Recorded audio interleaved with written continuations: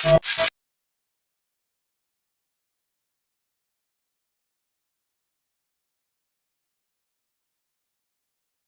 following story was told to me by a Japanese friend of mine who said she had read it in a newspaper.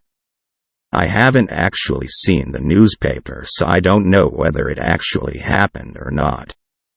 Please read the account and decide for yourself. There was a group of teenage friends, 4 boys and 4 girls, who went to the same high school.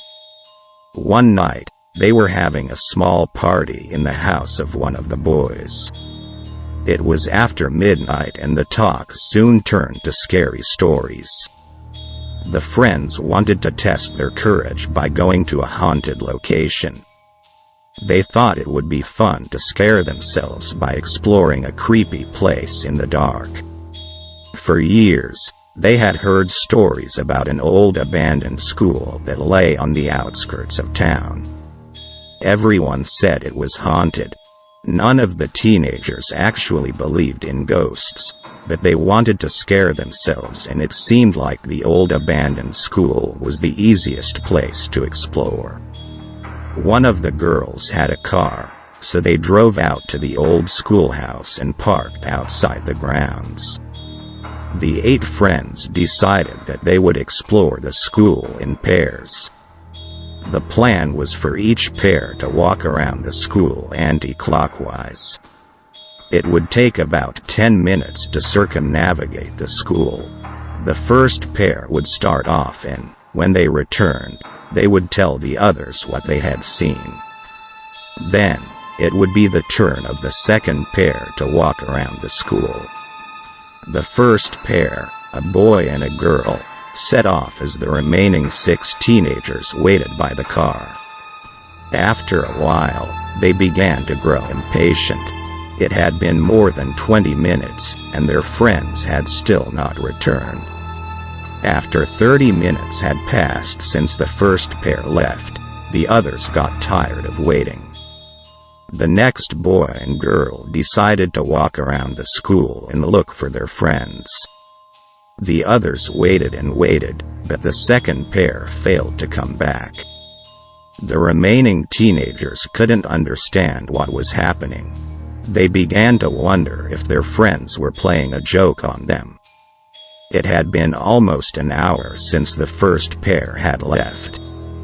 The third boy and girl pair nervously set off to try and find their missing friends.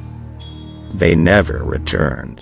The boy and girl who remained behind were very nervous. The girl began to cry and the boy tried to comfort her. Eventually, the boy said, "I'm going to look for the others. If I don't come back after 30 minutes, go straight to the police." After he left, the girl stood alone in the cold and the dark, weeping silently. She waited an hour, but nobody came back. She got into the car, turned the keys in the ignition and drove to the nearest police station.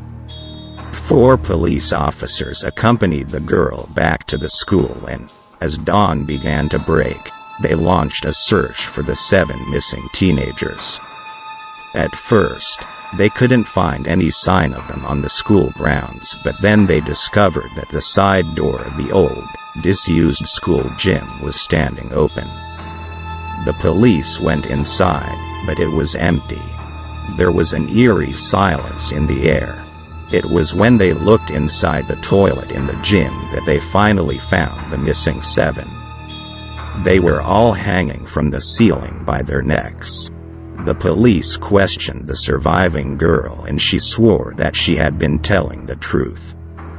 The 7 teenagers had gone to the abandoned school to test their courage. They had no reason to commit suicide. However, after spending weeks trying to solve the mystery, the police finally closed the case, saying they could not find any evidence that the teenagers had been murdered.